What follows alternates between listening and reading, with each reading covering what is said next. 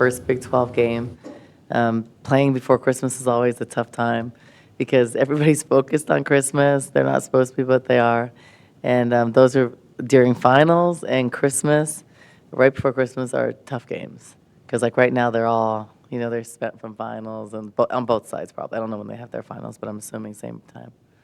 And that this 10-day gap after this game, I don't remember it being as long in the past. Is that true? Yeah, I don't remember it either. I don't remember our schedule being like this either. We just had that really tough stretch of like 2 weeks with a lot of games, a lot of travel. And then we have these like one game long stretch, another game long stretch, BYU long stretch. And it's also weird starting before Christmas.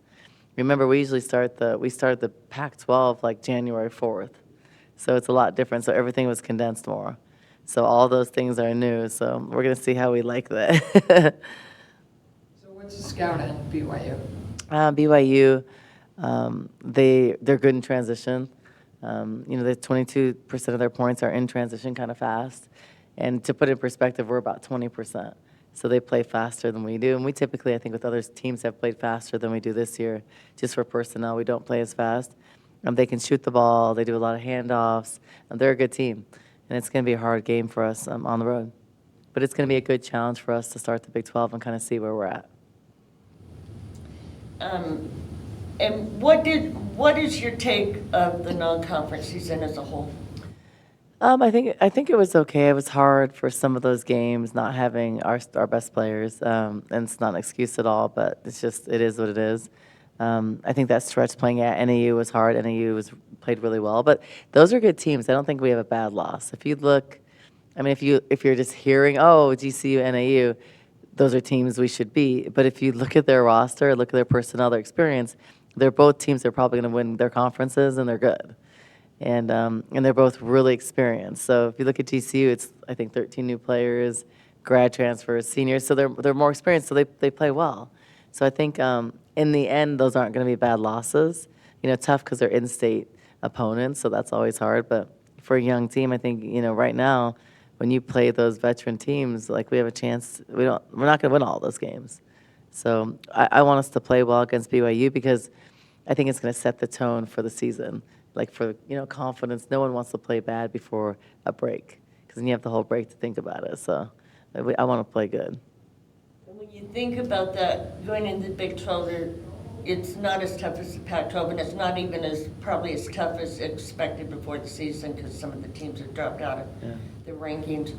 So I know you scheduled easier this year in the non-conference. I thought it was going to be easier. It was supposed to be, but it didn't turn out being that much easier.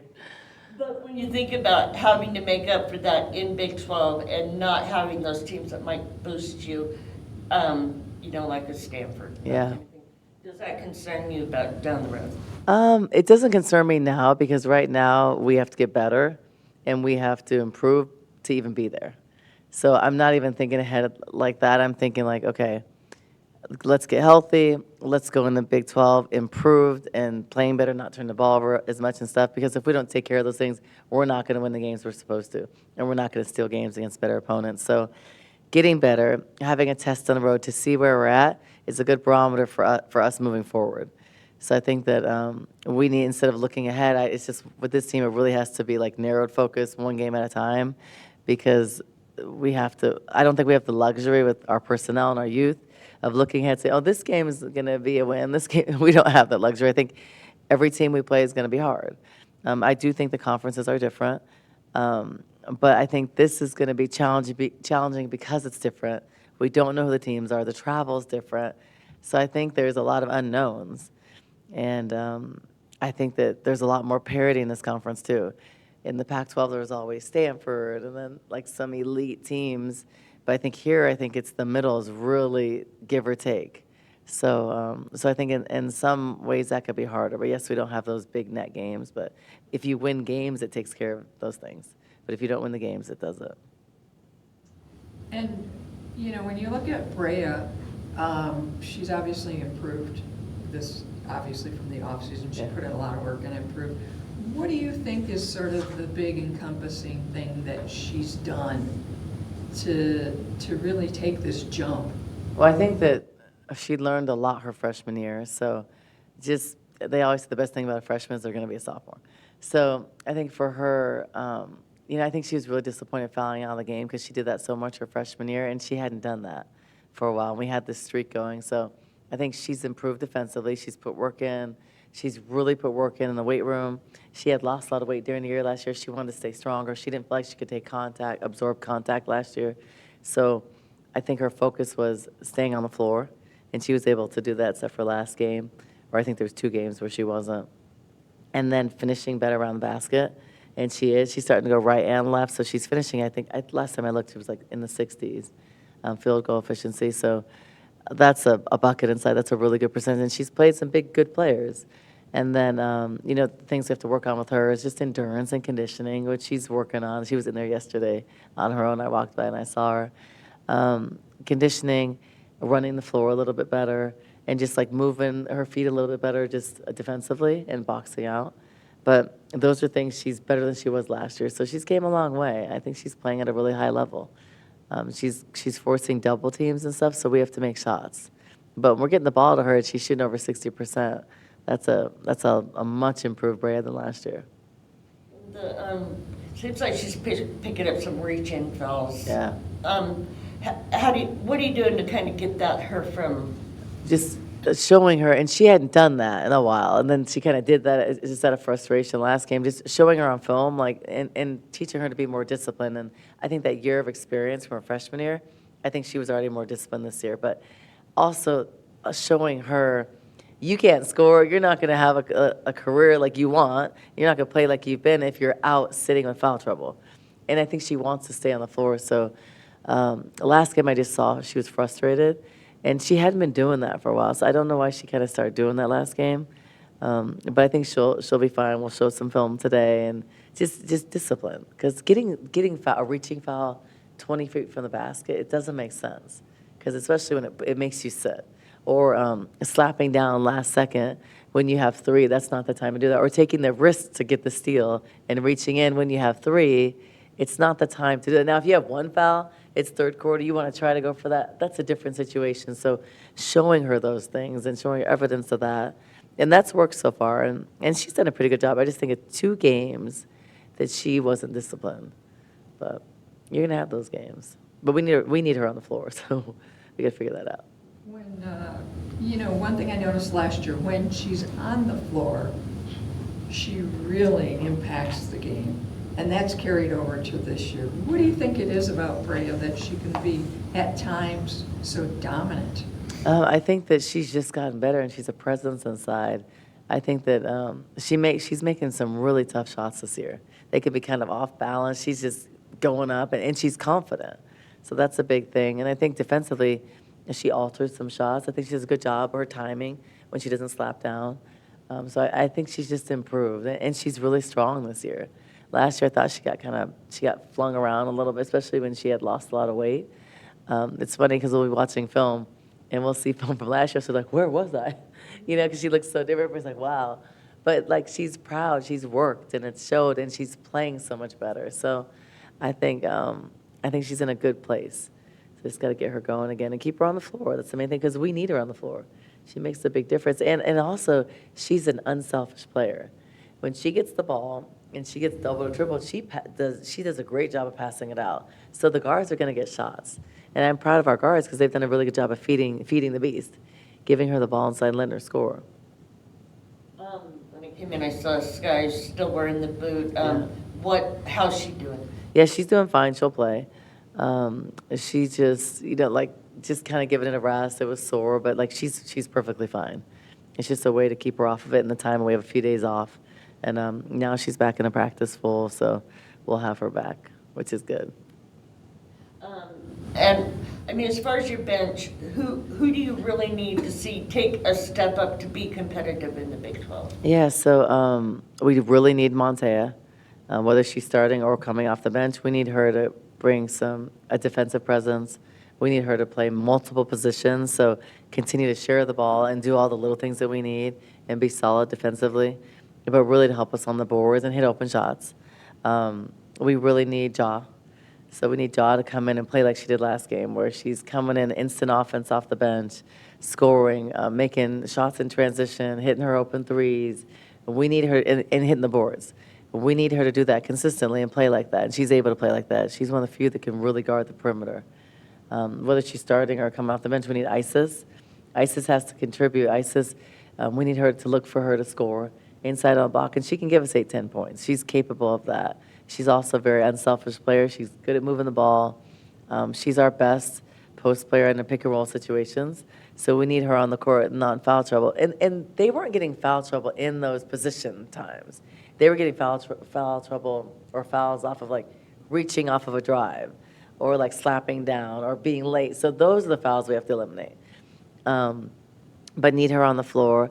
I think Katarina to give us some great energy. Maylene to be able to come in for Paulina or Jada and run the one and give us a great defensive presence. Katarina's been playing a lot more at the 3 and the 4. So being able to play both of those positions, know the offense, run the plays, and take care of the basketball for Maylene and Katarina. That was a huge thing for them. And then JR, being able to come in, whether it's behind Isis or Breanna, get some rebounds, set screens, run offense, and be a presence inside. So we need those things. We need our full team. When you think of the rotation, I mean, how small do you expect to go when you get into these Big 12 games? Yeah, I think obviously you don't play 14 people in Big 12 games or 13 people. I think that a realistic in tight games, a realistic rotation is probably 9. It could be 10 because of the way we play, but I probably 8 or 9 consistent heavy minutes because that's just kind of the way it goes. Because I mean, we really have to win games, and the Big 12 is not going to be easy. So I think that, but if we're able to get a lot out of Jaw and some of the bench, like I think it depends on how people perform off the bench, because you're going to go deeper into your bench if you're not getting the performance you want out of your core 8. Then you go deeper or foul trouble. So they need to kind of do their job, step up, because ideally when you have starters and you're subbing, you're not losing anything. You may look different, but you're keeping the same, sustaining the same momentum. You don't want to drop off. And I think for us, at times, you saw in the non-conference, we can't play 5 people off the bench together because it's too much inexperience. So being able, but then so that limits people's minutes. Because if you have to play 3 core players or 3 starters with 1 sub player, it's just to run your offense and stuff or positions, that's what makes it hard. So that's why you can't play 10 people sometimes. So I think that just having Montea come in, do great at the wing, you know, Katarina come in and be solid at the 4, that really helps us, and then Jaw also. So that kind of helps us with that rotation because they're trying to earn the spots to be in that rotation. And we're trying to win games at the same time, so everybody's not going to play. You know, I've seen some of the team at volleyball all year, but the last couple of times I saw Jill with them, and it seemed like she's more integrated in the group. Yeah. Are you seeing that more as of her getting comfortable with everyone? For sure. And I think it takes time. I think it's hard when there's like a small core that's been here already. I think it's always hard, even for Paulina. When you're new, you're kind of the new kid on the block, learning a whole new system, learning new teammates. I think that's not always easy. And, you know, girls can be girls. So I think now they're in a really good place as a team. And there always is going to be on every team, there's like bumps in the road. You know, someone's mad at someone because they fouled about practice. Those are normal basketball things. So that always happens. But, yes, I love to see that because that's how we are. And we have a good team with really good chemistry and culture. And that's stuff you have to work at. So I'm happy to see that and happy to see the new players coming along and hanging out, going to volleyball. Those are little things that it's team building without team building, you know?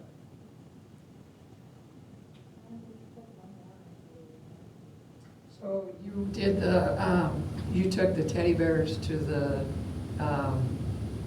Casa de los Casa de Niños. los Niños yesterday. What was that event like? Yeah, great. I was actually recruiting, so I'm usually at that event, but I didn't get to go, but they said it went really well. I saw the video. And it's funny because Lauren stayed longer with some of the players, so they stayed there extra. And I've actually been there. Lauren hadn't been there yet, and we just like doing that. It's great. I mean, we brought truckloads of teddy bears there. So it's just good to give back and good to serve, and this is the time of year you do it. I wish we had more time to do more stuff like that. But I think it's important for the players to do that and to give back. And we've probably done like 4 or 5 this year. So I think in our community, this is a close-knit community that really values that. And I think we've done a really good job of that, even my first couple of years, to kind of build that foundation and go to read to elementary schools and stuff like that. And I think it's made people want to support us. And I think that's what you have to do, and it's important. And even if they want to sleep in or something, we say, no, no, but then they end up going and loving it and doing a good job. I don't have like anybody that's like, oh, we're not doing that. They're always like, wow, that was awesome. Especially like when we go to Habitat for Humanity or go build a house or go to Banner, the Children's Hospital. They love those. So there's some key ones that they really, really enjoy. And you have to, I think you need to give back, and you need to learn how to serve and motivate someone else. Like if you can motivate one kid, like you've done a great job. If you go to YMCA and you're doing a free basketball clinic and you give one kid some motivation, some light, or some enthusiasm about something, or some hope, that's something special. And I think that they need to realize that. And it's funny because I've been asking for years to be with Team Impact. And I don't know why we haven't been able to do that. I think those things are huge. And so if anybody can help with that.